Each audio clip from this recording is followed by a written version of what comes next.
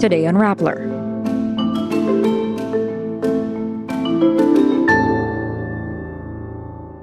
Philippine airline companies say maintenance issues are the cause of recent flight cancellations. The DOJ offers a 3 million peso reward for the capture of former Bucor officials Gerald Bantag and Ricardo Zulueta.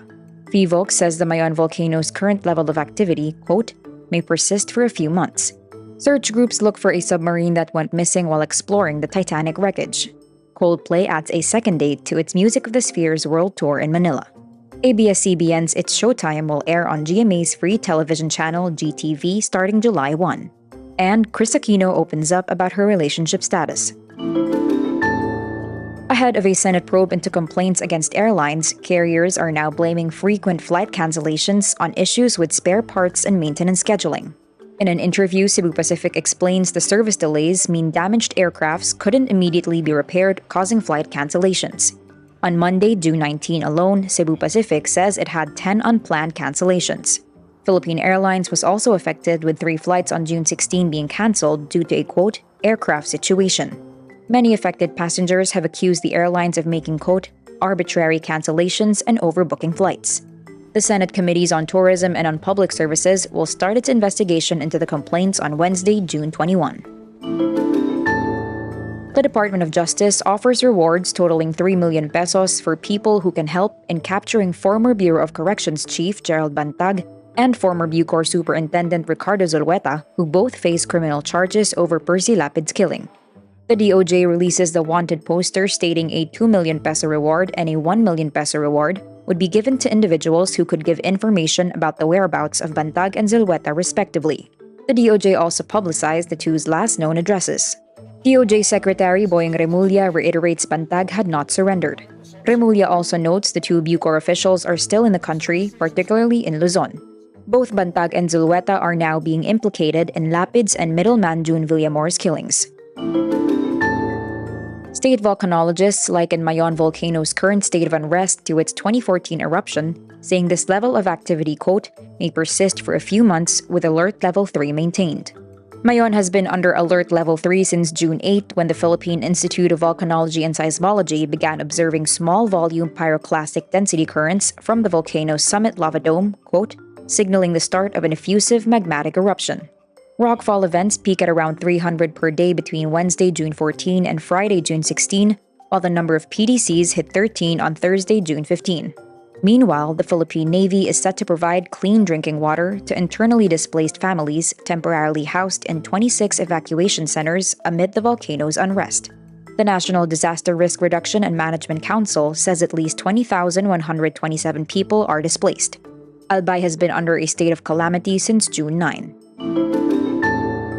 U.S. and Canadian ships and planes search for a submarine that went missing more than a day earlier off the coast of southeastern Canada. The sub was taking tourists to explore the wreckage of the Titanic. The U.S. Coast Guard says there was 1 pilot and 4 passengers on board and that the vessel had the capacity to be submerged for 96 hours. It adds, a boat on the surface lost contact with a submarine about 1 hour and 45 minutes after it began diving toward the site of the Titanic's wreckage on Sunday morning. It is unclear whether it is still underwater or had surfaced and was unable to communicate. U.S. and Canadian ships and planes have swarmed the area about 900 miles east of Cape Cod. U.S. Coast Guard Rear Admiral John Mauger says officials have also been reaching out to commercial vessels for help. British rock band Coldplay adds a second Philippine concert date for its upcoming Music of the Spheres World Tour, quote, due to incredible demand. Coldplay will now also be playing at the Philippine Arena in Bulacan on January 20, 2024, in addition to its sold-out show on January 19. Tickets to the new date will be available from June 22 at 12 p.m. The band's upcoming Philippine stop marks Coldplay's return to the country after nearly 7 years. Coldplay last performed in the Philippines in April 2017 as part of its A Head Full of Dreams tour. ABS-CBN's noon variety show It's Showtime will air on GMA's free television channel GTV starting July 1. The surprise move could dampen the return of Tito Soto, Vic Soto, Joey De Leon, and the rest of the Dabarkads on the Kapatid Network TV5 scheduled for early July. ABS-CBN's block time agreement with TV5 on airing It's Showtime will expire on June 30. TV5 owner Manny Pangilinan says last week they committed the noontime slot to TVJ. and it's ABS-CBN's call if it moves to a delayed time slot. ABS-CBN later revealed it had declined TV5's offer for a 4:30 p.m. delayed telecast. After the Duterte administration killed ABS-CBN's franchise renewal bid in 2020, the network has become a major content provider for free TV networks. Kris Aquino updates her supporters on developments in her personal life. In a now-deleted Instagram post, Kris says, quote, "Without my knowledge or consent, someone spoke about what's supposed to be his taking care of me in Los Angeles, plus our happy and full of love relationship." Kris's post comes days after Batangas Vice Governor Mark Leviste hinted at their romance. Leviste said he has something to draw inspiration and happiness from. Kris says that like most couples whose relationship is only starting, they're still, quote, "adjusting to each other's already set habits and ways."